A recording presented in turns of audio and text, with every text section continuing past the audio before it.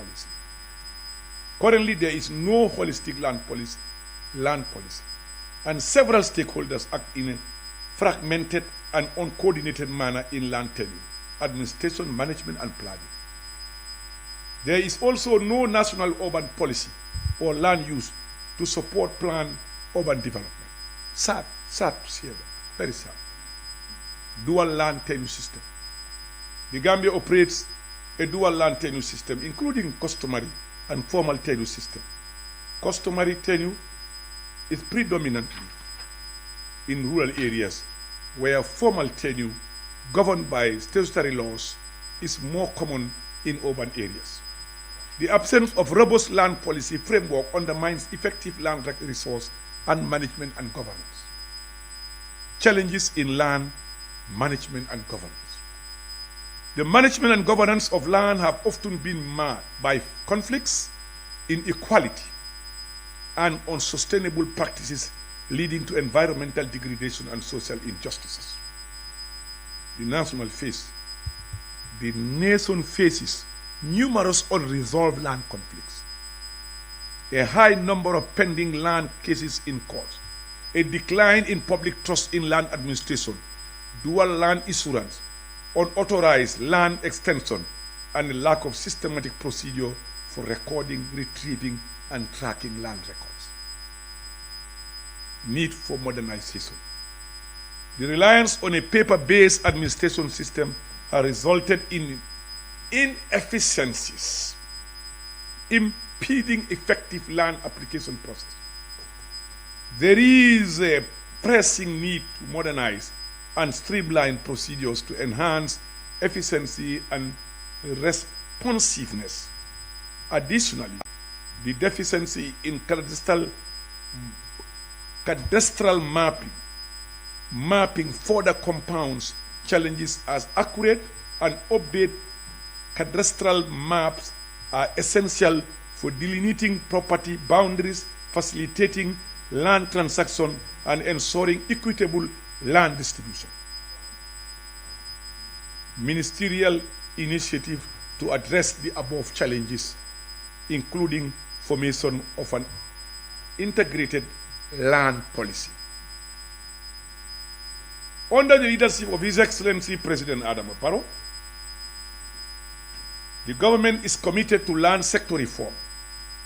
With the World Bank support, the Ministry of Lands, Regional Government and Religious Affairs is formulating the first ever integrated land policy. Beside the people, the greatest national resource of a country is the land, which is infinite, while there is growing demand for it for several uses. In this direction, the Ministry of Land, Regional Government and Religious Affairs has recently received support from the World Bank to formulate the first ever integrated land policy.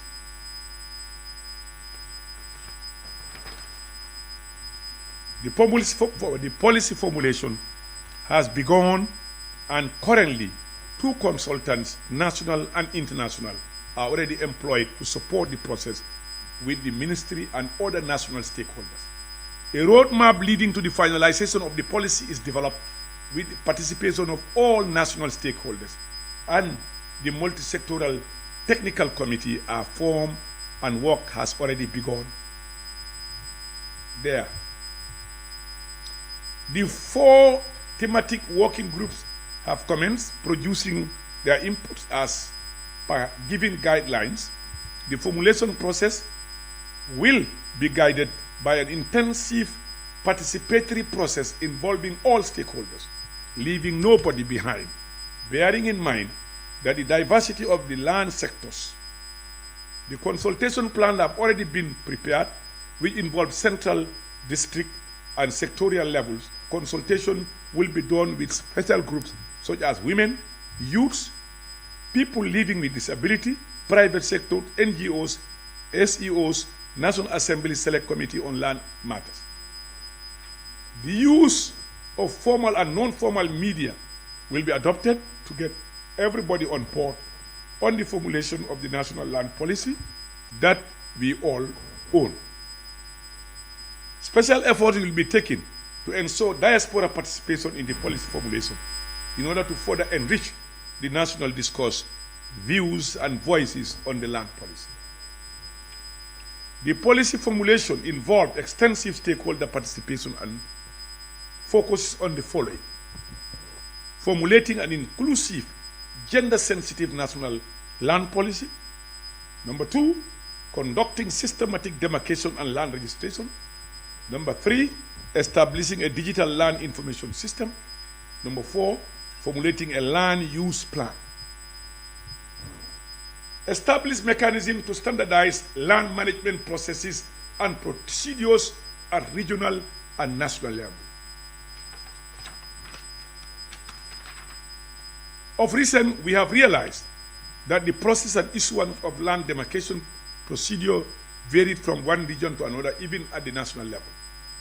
In our drive to address such mayhem, we have received support from the UNDP and will soon embark on a standardization of the land management process and procedure, thereby ensuring uniformity, conformity at all levels.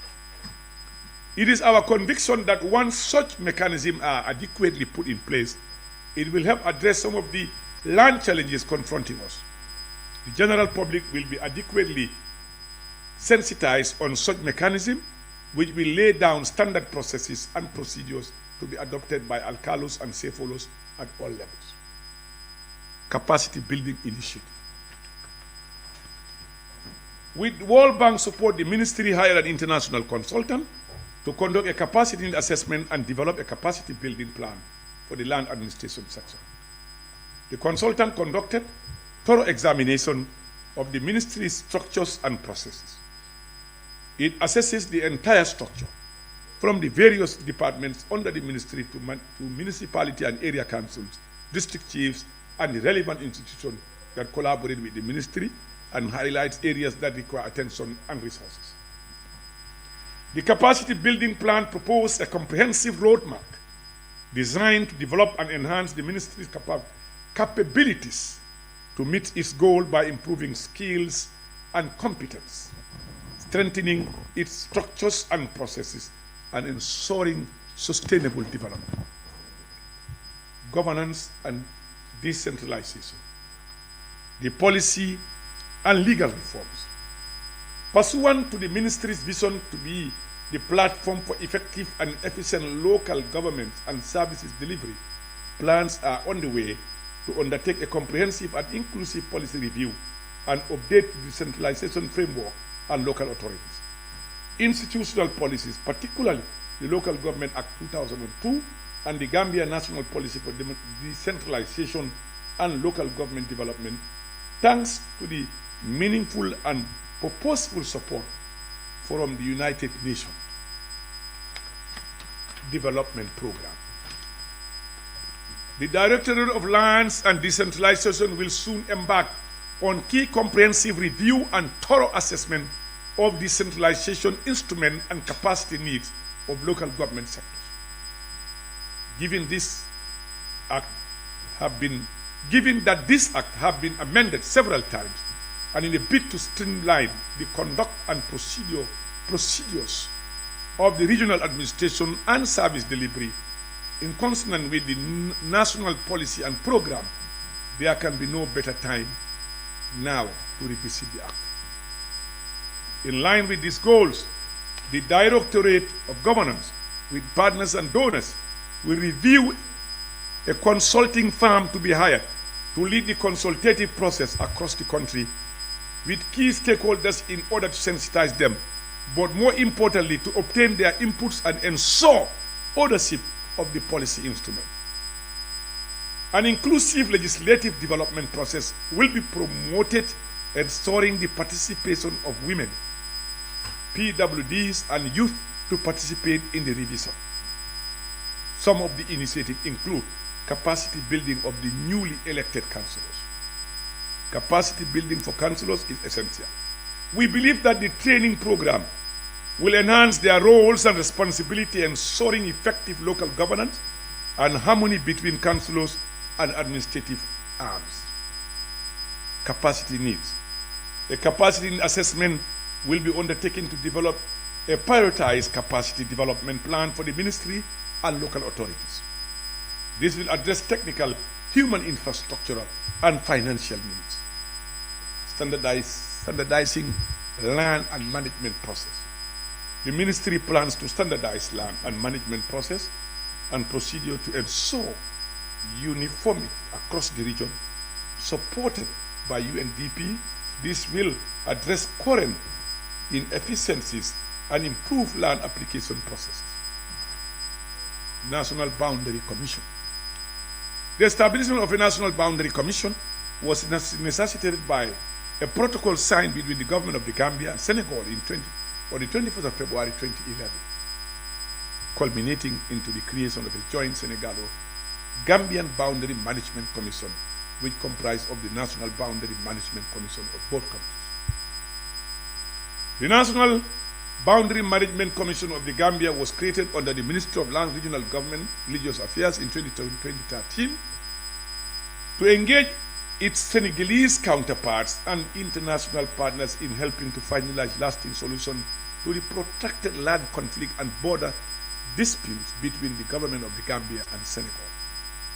The main causes of these disputes are unclear border demarcation in some areas and complexities characterized by the social economic activities of our borders.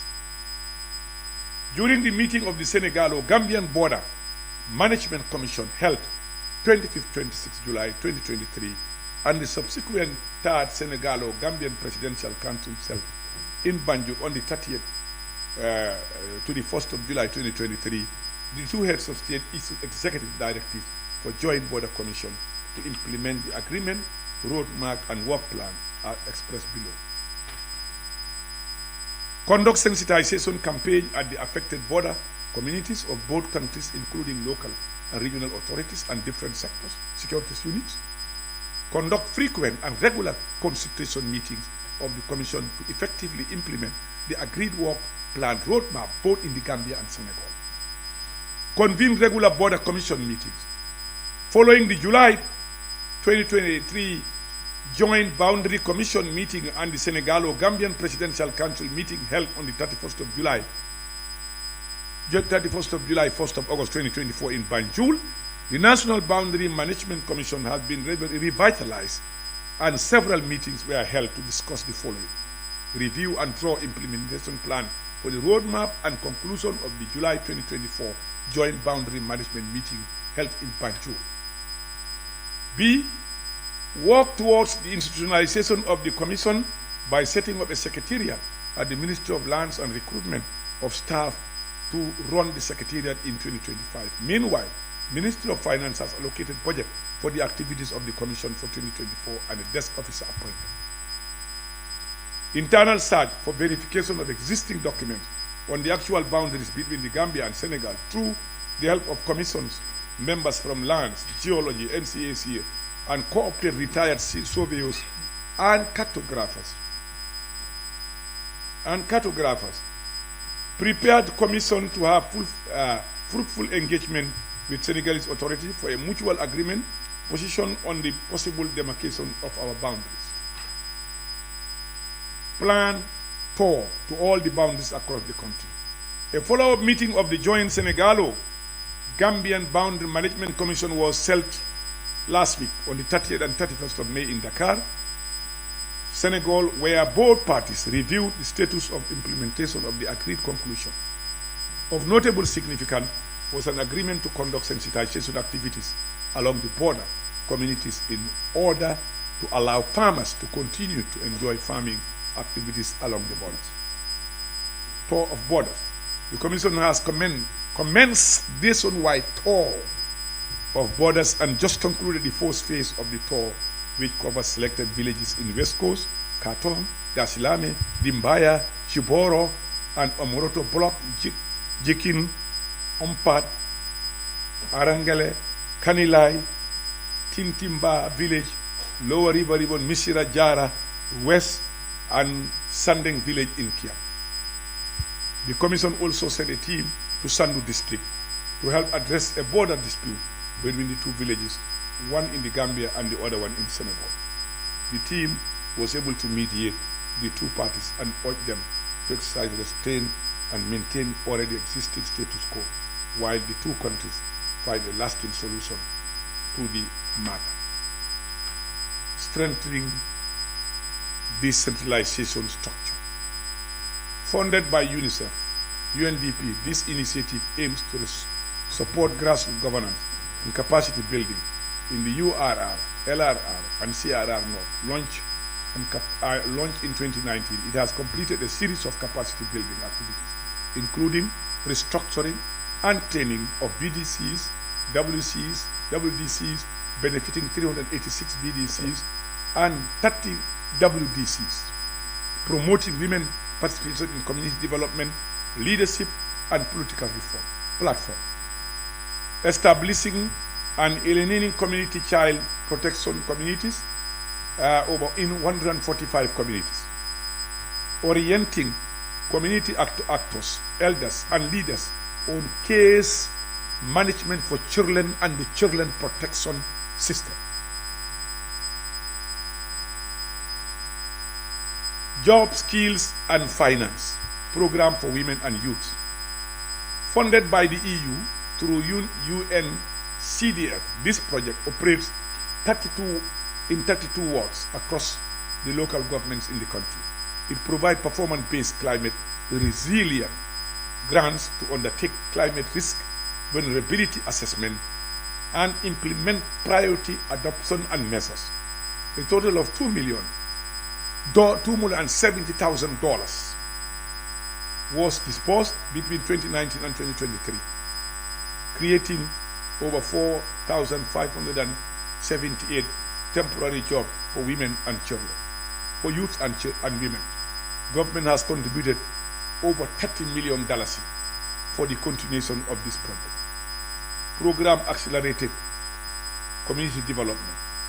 The Gambia government initiative to deliver quick dividends to rural communities, particularly hard-to-reach areas. The department, in partnership with the Department of Agriculture, focuses on food security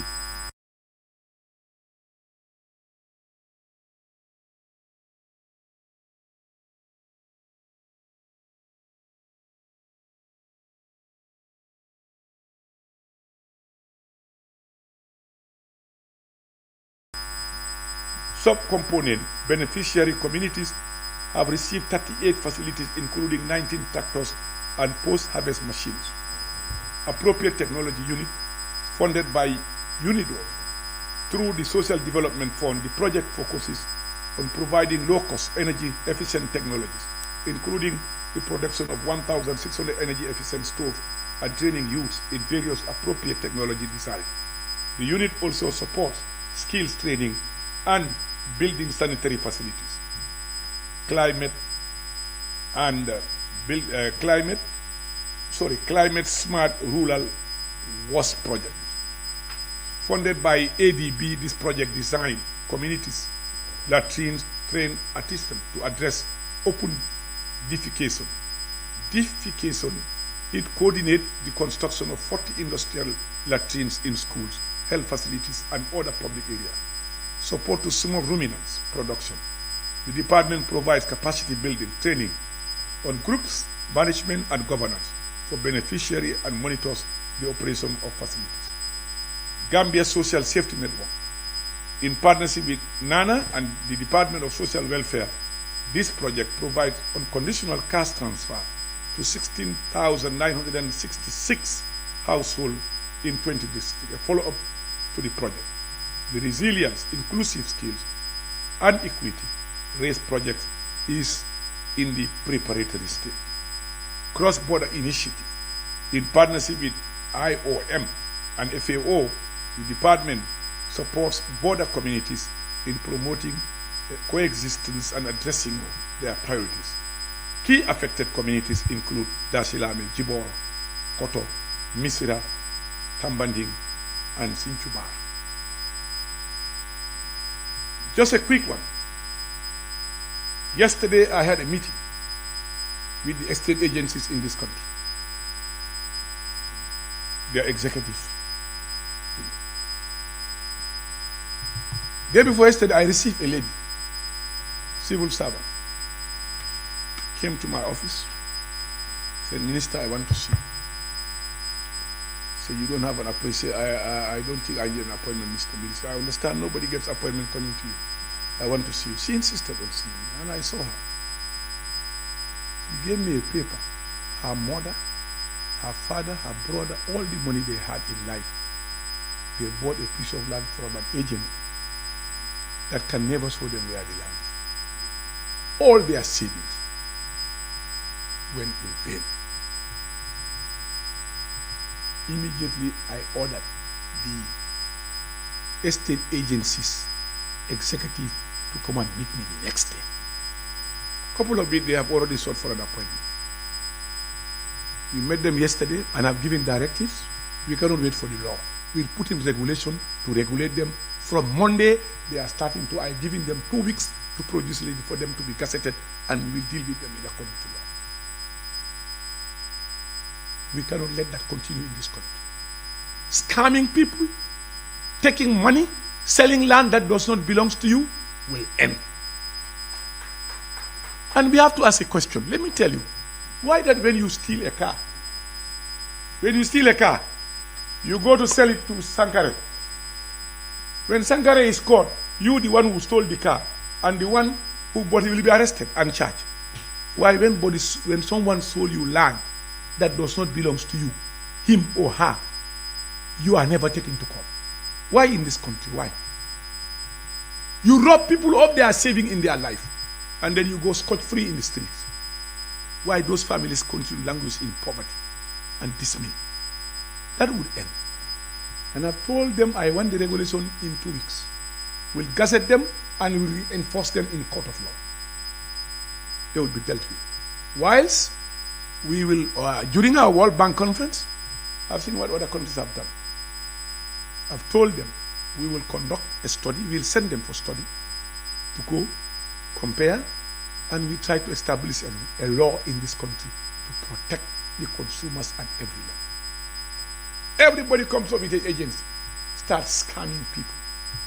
That has to end. There must be rule of law in a country.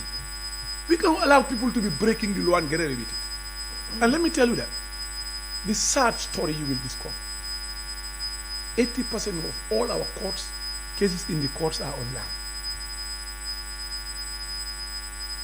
Will you believe that? You know why? Everybody who has the car, I'm not referring to you, want to be in the land business as lawyers.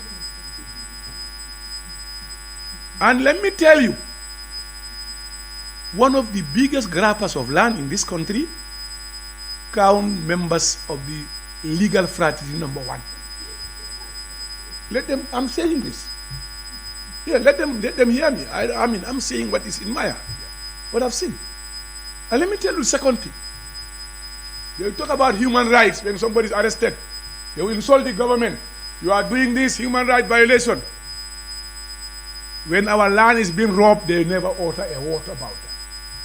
When our children and our land property is being robbed and taken by all other means and all other schemes, they never talk about the right to land.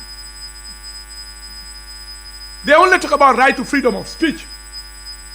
When a journalist or somebody is arrested, but the people being robbed of their most important commodity, they will never talk about it.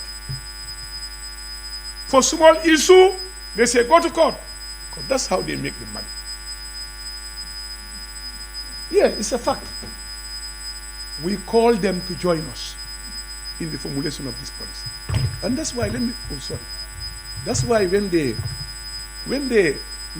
had the committee, the committee on this policy, the bar association was leading it. Somebody told me it should not be the bar. I said, leave them there. Let them lead the legal, that aspect of the committee. Let them lead it. Let the bar lead it. Then they will come to know what's happening. Look, you cannot wake up one day, take our land, using all sort of means, impoverishing us. It has to stop somewhere. This country belongs to all of us. I am not perfect. None of us is perfect. But we must be seen to be doing what is right for our country. I think basically for me, That's what is important. And let me tell you, in the ministry, the World Bank have provided us $2 million to train 100 university graduates, mold them, take them to the best universities. They can take over this ministry gradually for future administration. It's the only way out. We need men and women of skills and knowledge who are trained, and we have to invest in this, in the human development, of capacity development of our people. We have to invest in it. And when you do that, you must pay them what they need to be paid. These are technicians. If you can pay the lawyers extra, why don't you pay people with specialized skills in the system of government to retain and maintain them? The attrition rate is high in most part of our government system because the specialized people with special skills and knowledge are not being remunerated to suit their needs. And therefore, everybody wants to build a healthy family, and they have a better offer, they will go. So I believe that after all this training, we need to see how we retain some of these people in the system. And those 100 Gambians will be selected professionally, and they will be trained. And I believe that once we phase out the current ones who have this institutional memory, who have the knowledge, they will guide them. By the time they reach certain level, those people would have been in a position to take over this country's policy and program with everything in place. You can sit in the office to know where land is available, who gave land for what, why was that land given away. That's the time we take full ownership of our country. Not when the minister can just call, them by, okay, we give you this land, and that's the end of the story. We have to end that. That has to end somewhere. As I said, the journey is not going to be easy.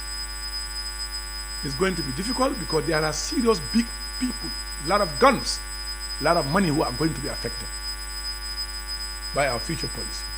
So we are expecting more petition from them because they will go and sponsor petition in the assembly everywhere, thinking that they can detract us or change our opinion and mind and direction.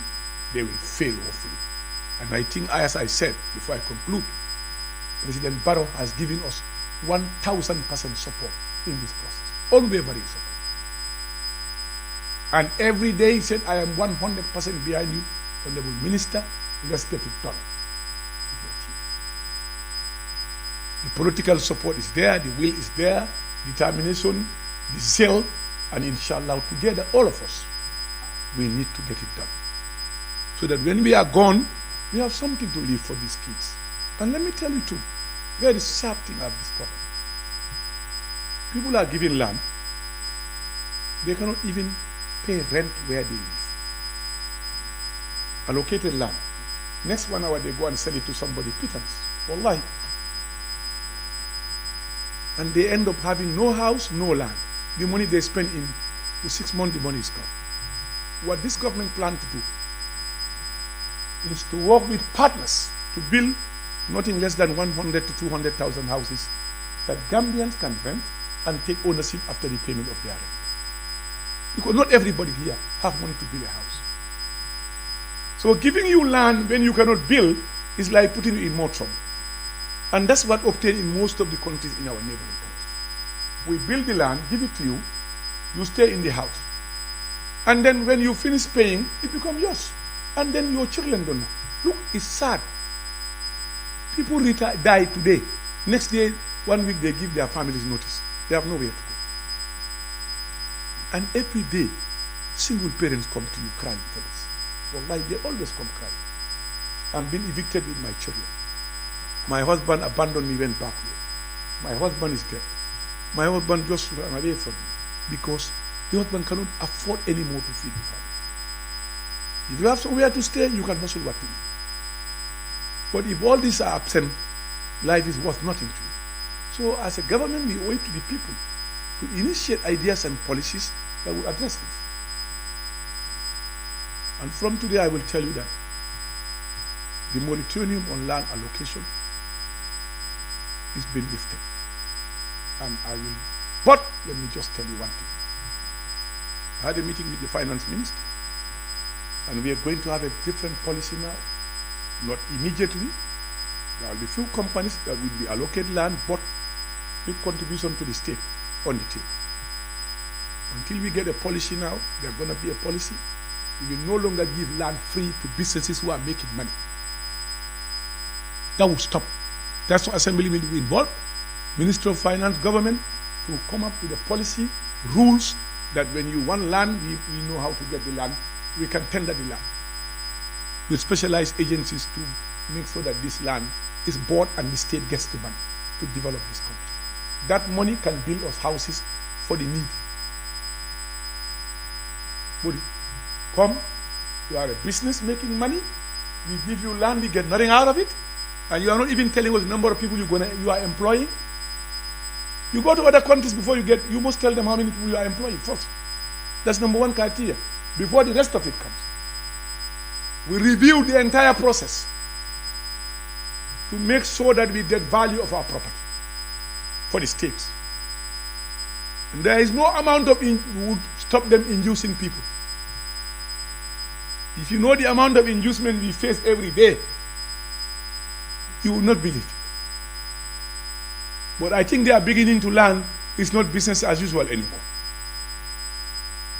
It's not business as usual. They are beginning to learn. And that's why there are a lot of insult and abuses, because they are so powerful. They thought with their guns they can shoot at anybody and get away with it. And we have to end that. It must end somewhere. As I said, I cannot do it alone. We all have to do it together. This is our country.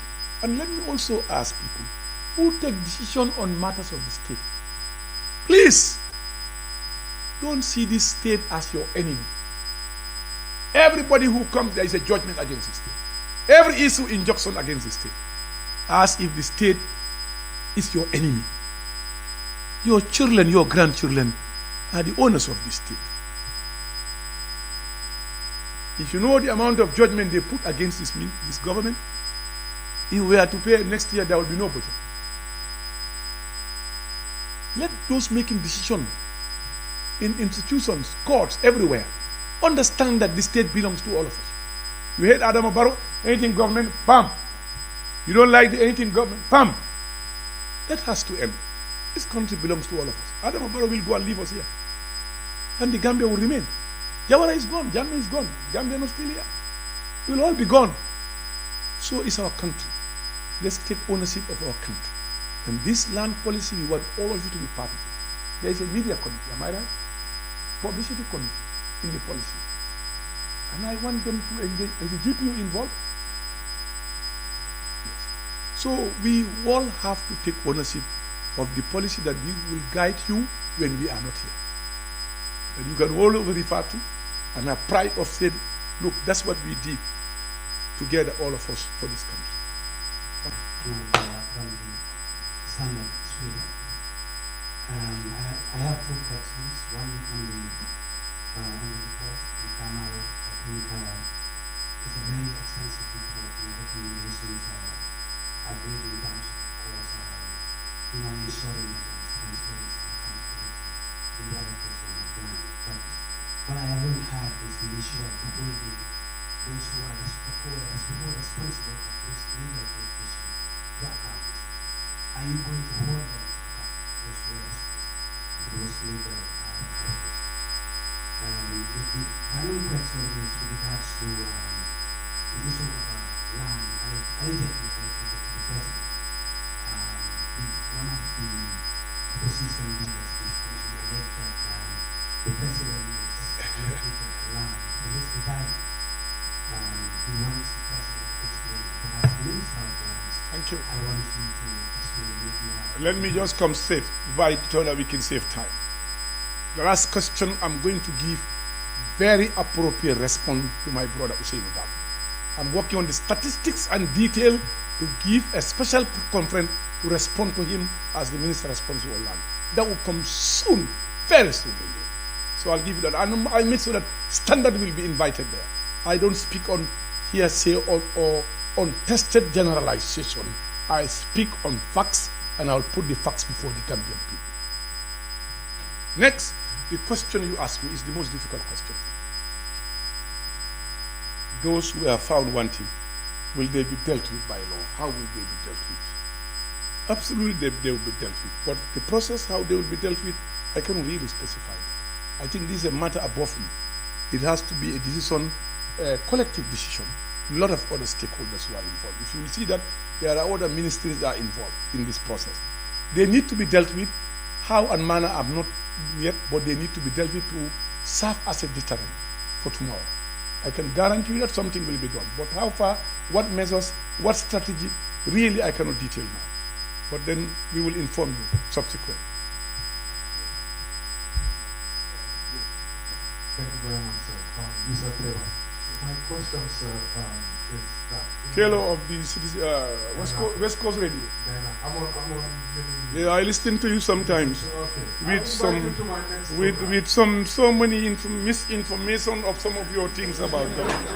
I listen. I'll bring you on you can come and clarify. Of course, I listen to everything you people are saying, and I laugh sometimes. Yes, go ahead.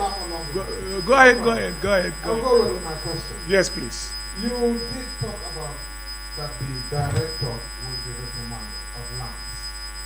Right? He's retired. Okay. However, you never talked about the minister.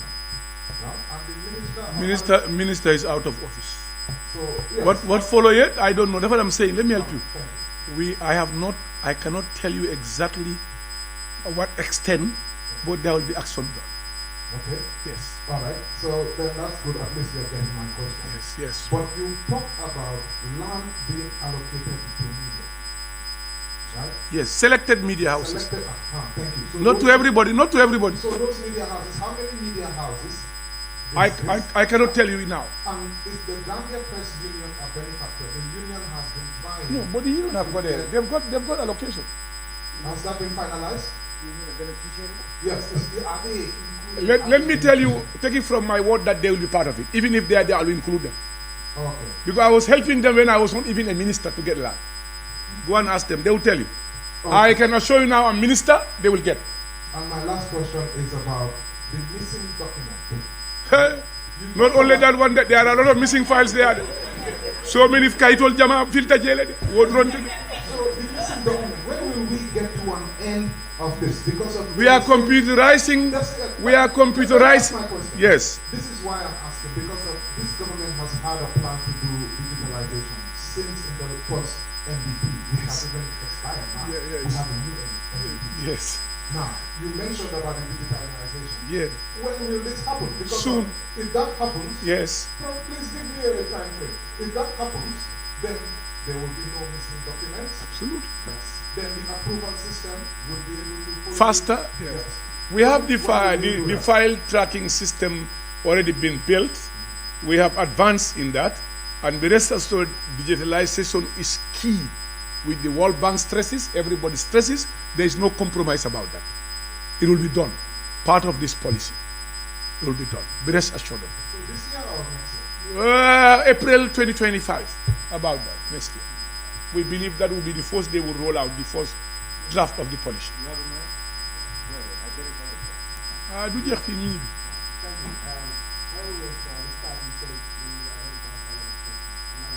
No, because I now realize I have a social responsibility too with my family.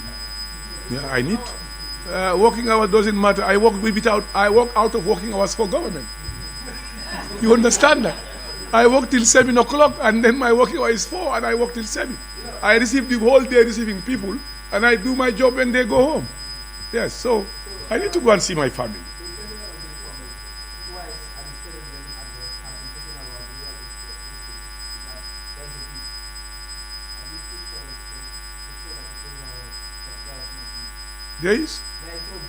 There is a bill. I cannot wait for a bill. I am taking decision. Listen, let me help you. Within the law, I have powers to make regulations, and those regulations can be enforced by law.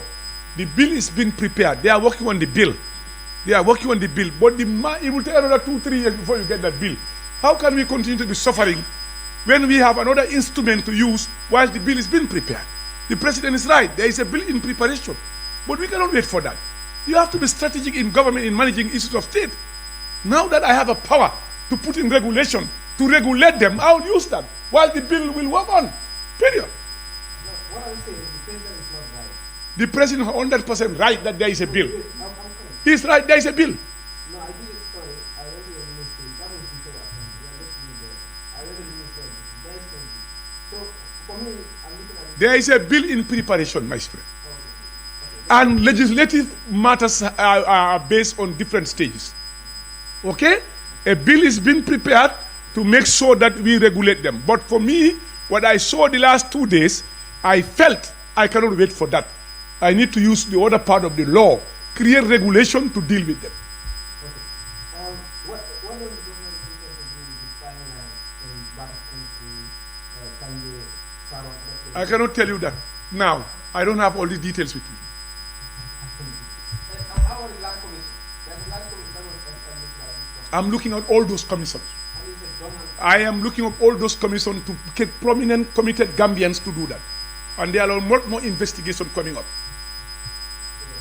And I've already started consultation with prominent Gambians. Oh, Very magnanimous again, as I was saying. Thank you. My last question on this, on your part, I do have some other questions if you guys will say. The Car Dealers Association, they were set to have a press conference with us and they invited us. But we understand that you intercepted them and you had a meeting with them. Now, how has that gone? Because there was, obviously, this predates your ministry when they were allegedly, apparently awarded a land area where they could do their cars and stuff because there has been so much operation present. I don't want, excuse me. Tell us where you are. I don't want to get to all what you are saying. I know more than you think I know about. But what I can tell you is, I stand to help them. Give them a space where they can sell their vehicles. In every country you go, most countries have traveled. They have areas for car dealers. They have areas, spare part dealers. They have areas for mechanics, well designed. As I said, when you don't have a policy, you're just operating. You go to Nigeria, when you go to Abuja next time, ask them where is Dede. You know Dede? You go to Dede, they take you there. That's where you find the car dealers. We want to make sure in Gambia, we have an area dedicated to them, leased to their association. They operate it, they work with the municipalities, and we try to see how we can really raise them money through World Bank, perfect the place, let them live in a decent environment. They are creating jobs, they are contributing to the economy. They cannot be left ad hoc everywhere. I believe they have a right. And I spoke to them, and they've started meeting with the permanent secretaries. I've already directed that we must give them a piece of land, wherever it's going to be, but they have a right to it. And they should be given. Thank you. And mine is about the land that the government has in place to give to building houses. I know right now there's a lot of building houses and then the people who already have land. The fact that they have been trying for over 4 years now, we don't have one. But I know the moment we're giving one, the clock will start again. So already, once we're giving already, what is the criteria? And I hope this time around, the party network will be among the media houses that would have a piece of. Fatu, you know that I'm never very selective. And when I take decision, I take my decision. I don't look back. What you say about me, it's not for me, it doesn't bother me. I just want to take decision when my consent is clear. And I think really, you are one of those who have a very big reading coverage in the Gambia. And not also that, you have earned the respect of reporting objective. That's my view. I may differ with others. You know what I'm saying? So I am making the decision. Not anybody that makes the decision. And I know you employ a lot of people. Yeah, I know that. I'm aware. I saw your name. I saw it there. Be rest assured that when the decision is done, we'll do it objectively and fair.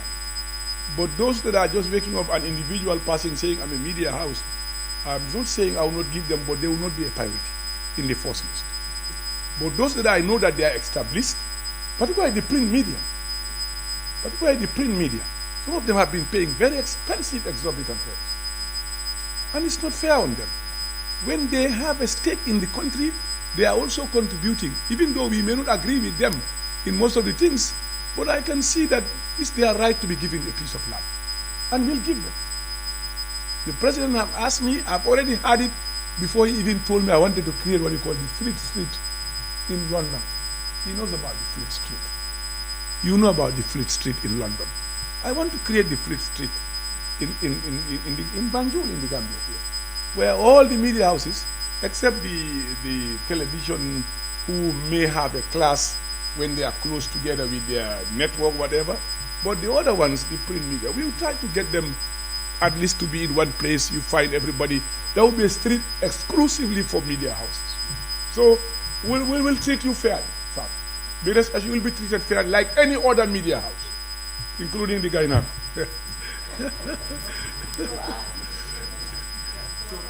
So that's a follow-up question, and that will be the last question. I have one question to ask, please. Okay, can you stand up? And identify yourself. Give her a chance. For? I Africa. I-Africa. Right.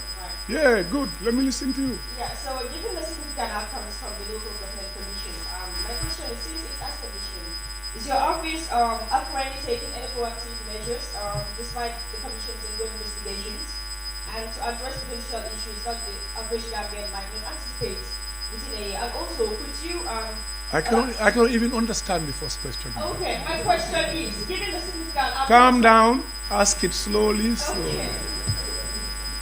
Okay, given the significant... Yeah. You don't need to rush. I'm listening.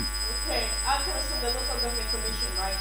Since its establishment, is the office currently taking any proactive measures despite the commission's ongoing investigations to address potential issues that the average Gambian might not anticipate within a year? And also, could you elaborate on any initiatives your office is undertaking in response to the development steaming from the commission's evolution? To the development? Steaming from the commission's evolution.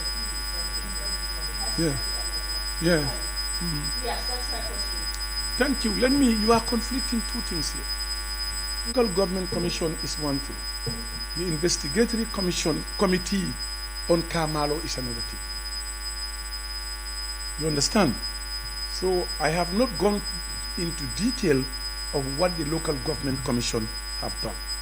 But I have an intention to dissolve it and bring a new one with more energized Gambians to do a better job. That is my intention. Yes. You understand? And then you have the local government service and also the board, the physical planning board. Yes. There are a lot of commission and boards that I need to deal with. But we are looking for prominent, committed Gambians who we can all trust to do this job for us. Oh, you mean the council? Yes. We cannot comment on that until they present our report. They are investigating. And you are all hearing. When we got the report, we know what to do. They are based on their recommendation. Here we are accepting all the recommendations. In fact, the second layout of Kamalo nullified. 0. All cancelled.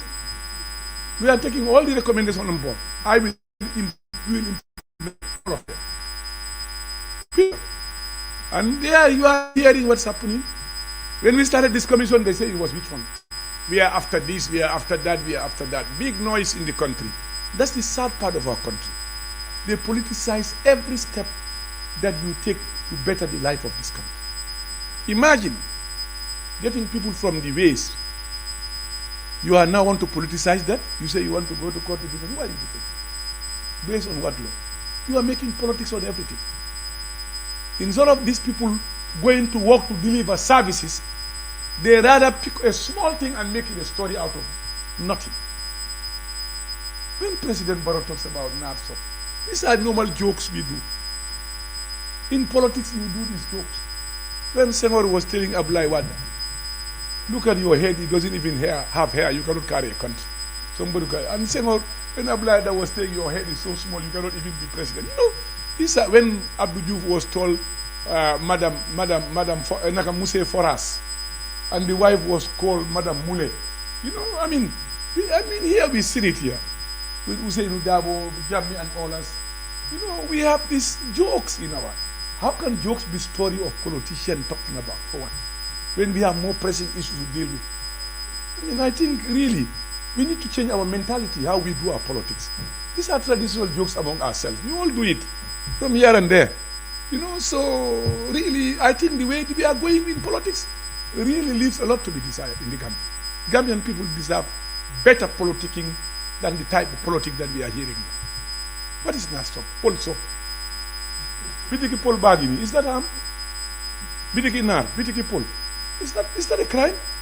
No, when I listen to the Rio here, people talking, I feel really bad. We should be above those type of cheap things, really. I think that's the end of it. Yeah. So, the way it is about, Tell me your name. Oh, you are from Foreign. I know you, yeah. I know you. Go ahead.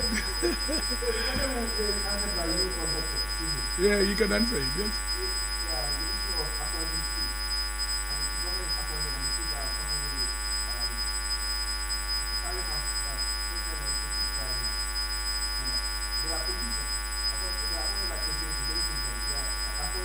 Are you telling me chiefs are politicians? No. Withdrawn, thank you.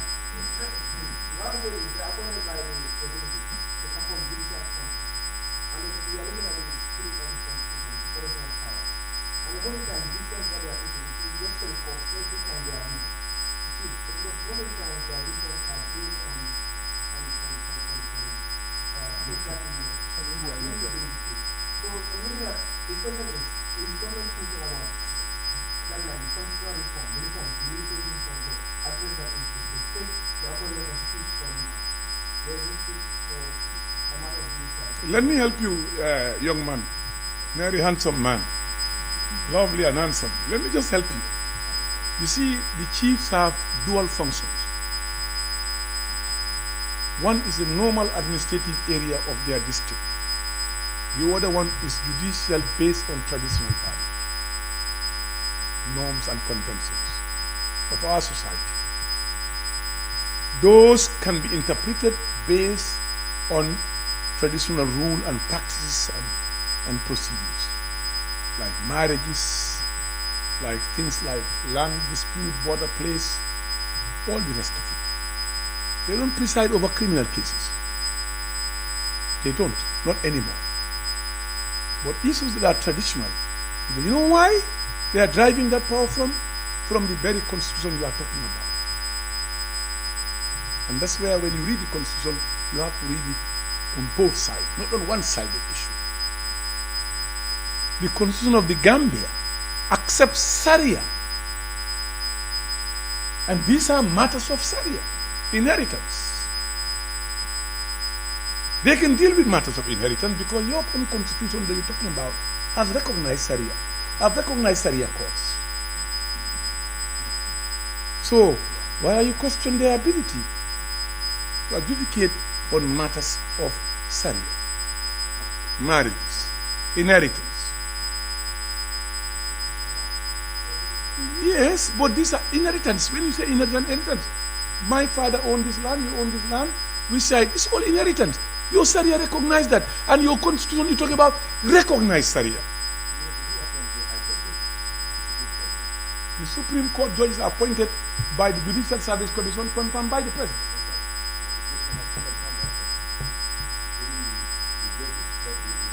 The Supreme Court judges, these judges, all of them, High Court judges, the Judicial Service Commission recommend appointment, and the President just confirm.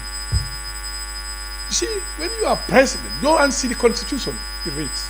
He has a right to appoint anybody to perform any function he deemed fit as President of the Republic of the Gambia. It's provision in the Constitution. You are not speaking to a novice in the Constitution. Huh?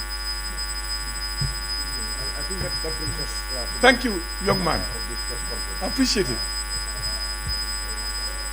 Can we hear you on ma? Acha me water. Leave the minister, please. Don't achieve him quarter in Tampi. Yeah, man, in Jara. You want to answer two? Okay, the minister wants to take up 2 questions. Not more than 2. No, thank you. You have the mic? Thank you very much. I appreciate you did highlight a number of statements earlier before the Minister of Transport and then subsequently the Minister of Land. So we had a few questions which we wanted to highlight on that. No, you're done. You're fine. I cannot leave my colleague minister here. Why can't I do that? Okay. So, okay, you did talk about the issue of cement and that there was an increase of $180. So, when did that come into effect? Was that gazetted through law, or is that just a policy that the government came up with? How did it go about? It's $180, and obviously that is having an impact with regards to them bringing their cement into the country. From where? From wherever it is they're bringing it from. So, we just want to know, when was that done? When was it communicated? Was it gazetted? And that's what we need to know. In what is not the issue of my domain, but government is government. Government is government, and the integrity of this government, we have a fundamental right and responsibility to defend it. And listen to me very carefully. I have not sought permission from my principal to make this public, but I will make it public so that the country will know what happened. This issue of cement has been lingering. A lot of misinformation been disseminated everywhere, maligning the president, the government at all levels. The government of the Gambia have a responsibility to develop this country. And in doing so, we have a responsibility to raise funds by all legal means. One of them is by either tax or duties and levies and charges within the law.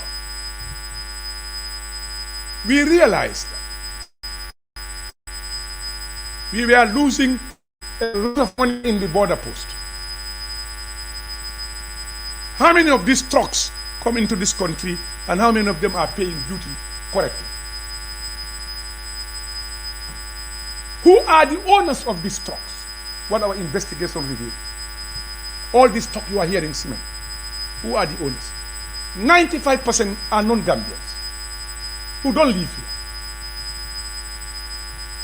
And what happened? This government needs the revenue to complete our roads. We are saying we have 3 cement factories: the Salam, the Gassem, and the Java.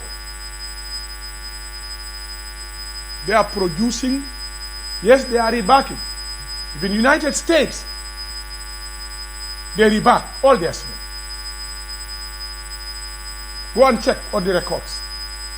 The cement of America is where these people of them are buying cement, where America is buying to go and reback for environmental reasons. Now, you now have these people bringing cement to the country to supply our country at every level. And they have hundreds and thousands of Gambians employed in that, working, feeding their families. Now, the Gambia is a sovereign state. Nobody dictates how we rule and run our country. We have a right, a fundamental right to charge tax, not on duty because of the ECOWAS ELC they call it. When this government decided to do that, we have many reasons for that. One is to stop the dumping, using the Gambia as a dumping ground. 2, the CFA was climbing to a level that it will be all sustainable for Gambian businesses. You know, most of our livestock come from the other border. Today, Tobaski rams are extremely expensive because when they dump the cement here, they go to buy that dalasi to use it on CFA, to buy it, to go back and come and dump, putting extreme pressure on the dollars. When they buy that CFA to go and buy rams, you and I and many others find it difficult to make ends meet. And many of the products related that we importing from Senegal become extremely expensive. That's one reason. Second reason, their dumping will close all these factories here. And where will those Gambians working, where will they go? Third reason, when you bring, you must pay duty. How are you managing your duty? We don't want to say all. We are not stupid. We know what to do as a government. When you come to our port, you pay. There is no milis malas. You pay our money into our coffers. When President Jomai came here, he raised the issue of cement with the president. Said, well, Senegalese cement is not allowed to come here and there is cement coming from one. President said, Mr. President, we have Gambian companies in this country producing cement. One of them owns a company in Dakar, in Senegal. The Salam, he owns a company there. They produce here and they order their the clinkers. They order it, they break it, they make it produce cement. For Gambia, I only add duty. Tax, not duty, tax on one item. I did not block any of your products. Anyone that want to come here, they are free to come in the Gambia. We have 38 products banned entering your country. 38 products banned entering your country. Salam had a contract to supply cement in Senegal. He was kept 20 days lingering at the border and sent away back to this country. I want Gambians to listen. We own our country. We have to listen, not to listen to enemies of this country for their selfish interest. And Best Water and some of our water companies had contracts to supply water in Senegal. They were sent away because they want to protect their industries. Now you want to dump your cement and don't allow us to put anything to enter your country, and then people will start castigating this government. Adama Barrow made it very clear. He is serving the supreme interest of the Gambian people. And he will never waver in serving this country. And his government is committed to the welfare and the life of the Gambian. President Jumai, being a very reasonable president, an understanding president, immediately ordered Adama Barrow to make sure they start negotiation with the two trade ministers to resolve these issues. And President Jumai said, very good man, reasonable man, very justified man. He said, look, when I was campaigning, I condemned them stopping Gambian trucks bringing cashew from Guinea-Bissau, passing through Casamance. They banned us. Our trucks cannot bring cashew that our businessmen buy to enter this country. Jumai said, I went against it. I campaigned against it. We should immediately resolve this problem so that we can have a better trading relationship. He immediately ordered that they start negotiation. President Barrow, no wasting his time. The two ministers met, and they are meeting in July to resolve these issues in the best interest of the two countries. These people, I had one of them on television program. The way I had him describe the Gambia, I couldn't sleep that whole night. He's not a Gambian. These are dealers who do not belong to your country. 95% of them are not citizens of this country. Go and check your records. Don't we own our country? Aren't we going to protect our own producers, our companies, our investors who invest in this country? If I can sell in your country, let me sell in my country. That's how we interrelate. But we are happy. The Senegalese government is committed. Is committed to resolving all these issues together with us. They are 100% committed. The new government will work with us. We resolve these issues in the best interest of the Senegambian people. And that's why they just came back in resolving some of these border issues. Most of Gambia, we don't have land there to farm. Our farmers are farming in Senegal. Our cattle are grazing in Senegal. Our people are migrated in Senegal to graze their animals. We are farming in Senegal. We need the Senegalese people. We need to manipulate them. We need to work with them. We need unity and harmony among these two countries. Don't listen to those detractors who are telling you lies, don't even know what's beneath what we are discussing. We will defend and save this country and everyone. Thank you. Gambian Talents TV. Gambian Talents TV. Promotion, population, promoting our culture, promoting our tradition.